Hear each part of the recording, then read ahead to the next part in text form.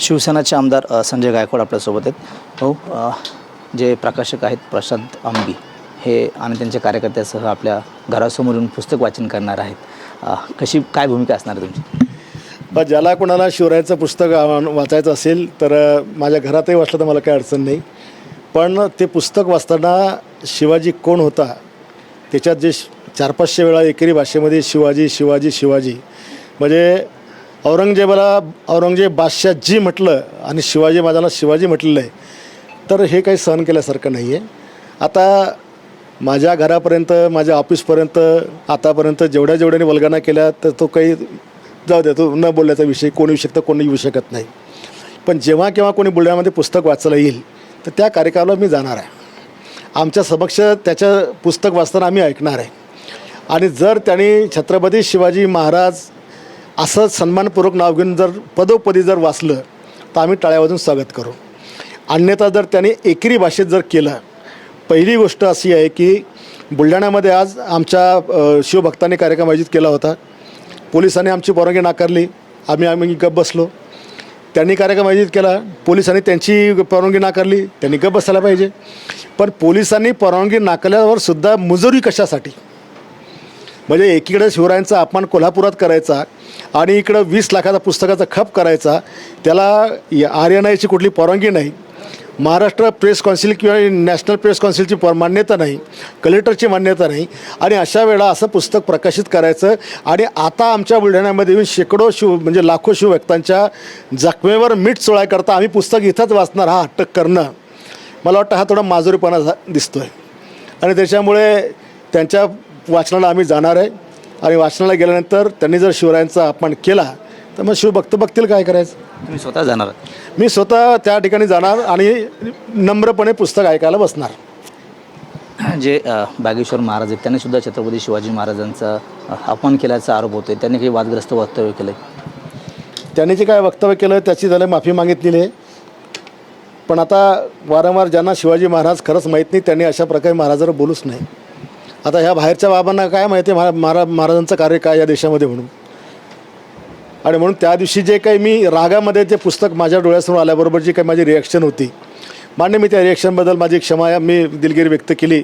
पण मी दिलगिरी व्यक्त करताना महाराजांचा जो पदोपदी अपमान होत आहे याबद्दल हा विरोधी पक्ष मला टीका करणारा हा कुठं हरामखोर झोपला आहे. आता ते काय बोलत नाही की शिवाजी महाराजांचं नाव एकेरी उल्लेख केला म्हणून, त्याच्यावर नाही बोलत का? तुम्हाला महाराज या भारतामध्ये जन्मास आले, हिंदुस्थानात जन्मास आले, ज्यांनी हिंदू स्वराज्य स्थापन करून आज तुमच्यावर हे दिवस आणले, हे तुम्हाला चांगलं दिसत नाही का? बोलत नाही. आता हे काँग्रेसवाले का राष्ट्रवादी का आणखीन कोणते कम्युनिस्टवाले का कोण आमच्या मला विरोधात ट्रोल करणारे जे होते ते ठीक आहे. एका रागामध्ये एका शिवभक्ताची भावना भडकली, एक शिवभक्त रागात बोलून गेला, पण त्यांनी श्री सन्मान म्हणून शब्द मागे पण घेतले. पण मग आता कुठे गेले महाराष्ट्रातले तमाम मला विरोध करणारे किंवा मला नाव ठेवणारे? आता काय बोलत नाही की हे शिवाजी लिहिणं चुकीचं आहे? तुमच्या बापाला तुमचं नाव जर शिवाजी आलं तर कोण शिवाय म्हणत तुम्हाला बरं वाटेल का? आपल्या बापाचं नाव जर कोण आपल्याबरोबर चांगलं घेतलं नाही तर आपण चिडतो. मग एवढ्या मोठ्या महाराजांचं नाव जर एकेरी भाषेत गेलं तर स्वाभाविक सगळ्यांच्या भावना भडकतील. आमदार रोहित पवारसुद्धा येणार होते, आज मात्र ते येऊ शकले नाही किंवा आले नाहीत. कसं पाहता तुम्ही ते? रोहित पवारांनी यायला पाहिजे होतं. शिवभक्तांच्या भावनांचा उद्रेक त्यांना पाहायला मिळाला असता. कारण माझ्याशिवाय त्यांना दिसल्या, शिवरायांचा अपमान त्यांना दिसला नाही. शिवरायांच्या मातीत ते काम करतात. सगळ्यात जास्त शिवरायांचा पदस्पर्श त्या पश्चिम महाराष्ट्राच्या आणि तिकडच्या भूमीमध्ये आहे. अशा भूमीमध्ये राहून गुमानपणे शिवरायांचा अपमान ऐकायचा आणि मी पुस्तक वाचायला येतो, तू काय शिवरायांचा अपमान करायला इकडे येतो का? आणि या रोहितला कुठेही तोंड खुपसाची सवय झाली. तो आजकाल जरा त्याला असं वाटतं की दादाची जागा आपण घेत आहोत. त्याला अजितदादांच्या मृत्यूबद्दल अजिबात दुःख नाही आहे. तो नाटक करून आलेला आहे. सगळ्यांना माहिती आहे की दादांचा अपघात झाला, CID चालू आहे, SID सगळ्या यंत्रणा मुख्यमंत्र्यांनी सांगितले काम करता, आम्ही कोणाला सोडणार नाही.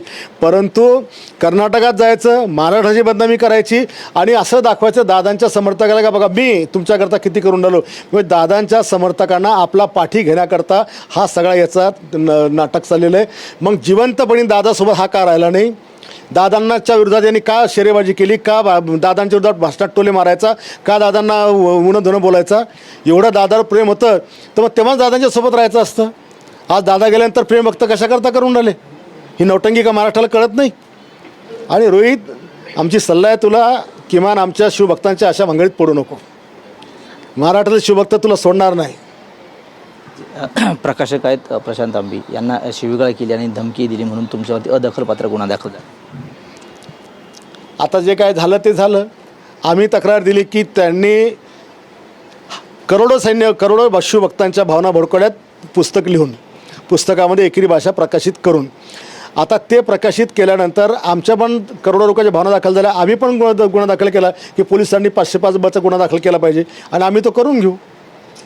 जर आमच्यावर काही चुकीचं बोललं तर गुन्हा दाखल होतो, तर मग तुम्ही चुकीचं करता, तुमच्यावर झालाच पाहिजे, होईल. मराठीचा मुद्दा गाजतोय. मुंबईमध्ये टॅक्सीवाल्यांना सक्ती केली जात आहे मराठीची. कोणी केली? परिवहन मंत्र्यांनी सक्ती केली.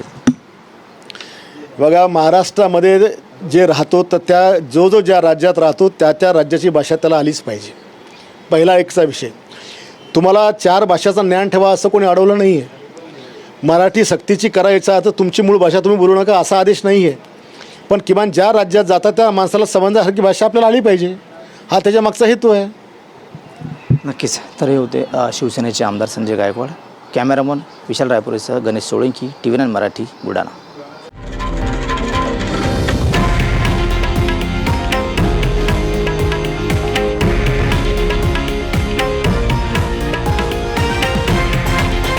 हे आहे देशातील नंबर 1 न्यूज नेटवर्क आणि आपण पाहत आहात TV9 मराठी, एकमेव.